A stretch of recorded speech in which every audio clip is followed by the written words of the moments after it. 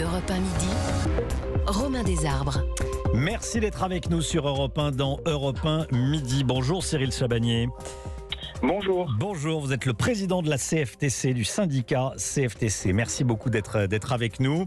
Quelques heures après le vote par le Sénat, donc je le disais du fameux article 7 de la réforme des retraites, celui qui permet de repousser l'âge légal de départ à la retraite de 62 à 64 ans. Alors, la première question qu'on se pose, c'est à quoi ça sert de maintenir la pression alors que le cœur de la réforme vient d'être voté par les sénateurs et que ça devrait être conservé même en commission mixte paritaire. Il y a une nouvelle manifestation samedi.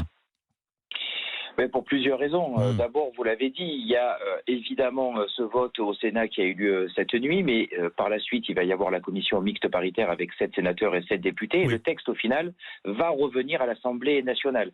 Et vu la composition de l'Assemblée nationale par rapport au Sénat, autant le vote au Sénat était quasiment acquis pour le gouvernement, le vote à l'Assemblée, lui, est loin d'être acquis. Donc, c'est la première raison pour laquelle il faut continuer le combat. Puis, il y a une deuxième raison qui est que même si la loi, au bout du bout, est votée, rappelez-vous de l'histoire du CPE, la loi avait été votée, mais jamais promulguée sous la pression justement de la rue. Oui. Et si on ne met pas en cause la démocratie parlementaire, il y a une autre démocratie qui est celle de la rue. Et quand on a les 3/4 de la population qui refuse cette loi, je crois que la démocratie de la rue peut aussi se faire entendre. J'aimerais que vous écoutiez ce qu'a dit ce matin la Première ministre Elisabeth Borne. On a été à l'écoute, il y a eu 3 mois de concertation avec les organisations syndicales et patronales. On reste à l'écoute s'il y a des points particuliers, des améliorations que les uns et les autres veulent apporter à la réforme.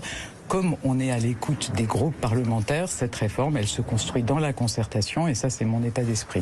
On a été à l'écoute des organisations syndicales. En fait, le message du gouvernement, j'entendais Bruno Le Maire sur CNews ce matin qui disait la même chose. À chaque moment, ces interlocuteurs, il y a eu le moment des syndicats. On a été à l'écoute des syndicats. Maintenant, ça se passe à l'Assemblée. Qu'est-ce que vous répondez à ça ? Mais que ça a été une fausse écoute. La problématique qu'il y a eu, c'est que nous avons fait une concertation sur plusieurs volets. Et autant si le gouvernement a été à l'écoute sur le premier volet, par exemple, qui a été le volet central et clé de l'emploi des seniors, dont on sait que si on arrivait à résoudre cette difficulté, on pourrait résoudre le déficit sur les retraites. L'écoute a été aussi...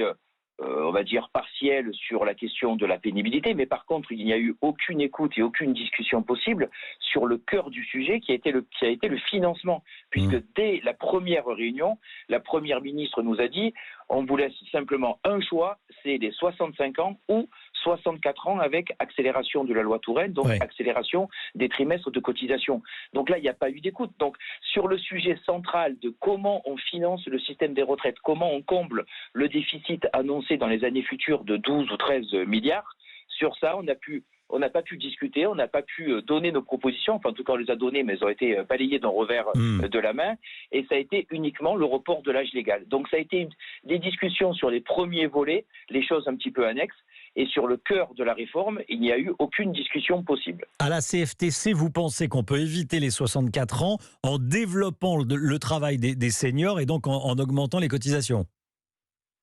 Alors, il y a plusieurs possibilités. La première, c'est évidemment de travailler sur l'emploi des seniors, puisqu'aujourd'hui, une personne sur 2 arrive à la retraite et n'est plus en activité.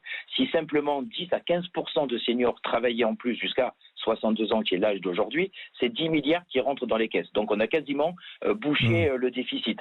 On veut aussi remettre à plat les aides données aux entreprises. 160 milliards. Certaines aides sont efficaces, montrent des bons effets et celles-là on les garde. D'autres, il y en a des tas, ne produisent aucun effet. Celles-là on les supprime. C'est des milliards aussi qui rentrent encore au niveau des recettes. Et on avait évoqué, y compris la question des cotisations progressives, puisque nous sommes tous imposés avec une première grosse cotisation à 6,9% qui est plafonnée au plafond sécurité sociale, c'est-à-dire que les gros revenus ne payent ces 6,9 que sur 3 800 € de leur salaire, même s'ils gagnent beaucoup plus.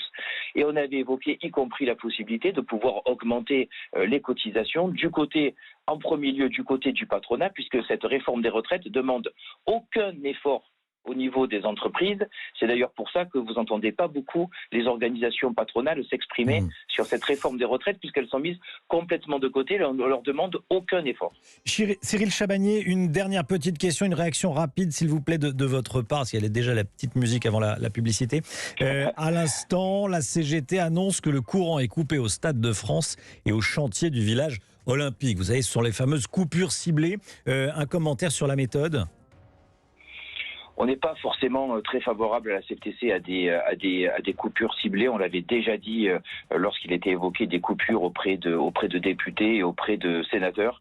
Nous, on reste vraiment dans ce qu'on a dit au niveau de l'inter-syndical.